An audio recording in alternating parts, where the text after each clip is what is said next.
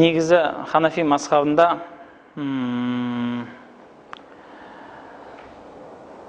Диабанд өлкесінен шыққан соңғы заманауи фатуаларда айтылатыны, енді ол дәл ондай фатуа беруге жеткен жоқ. Мен өзім қалтамнан да айтып отқан жоқпын.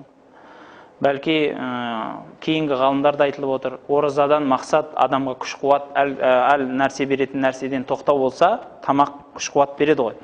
Сондықтан укол, сондай дәрі-дәрмектерді енді өзін тамақ ауыздан жеу дұрыс емес болғанменен ине етіп екпе қылып салдыру, егер сол екпесі ол кісіге күш-қуат бермесе, ешқандай күш-қуат жоқ ол жерден беріліп атқан. Жаңа сондай витамин салды, сондай күш-қуат беретін нәрсе болмаса, жай ғана сондай дәрі-дәрмек болса, онда болады деп айтады.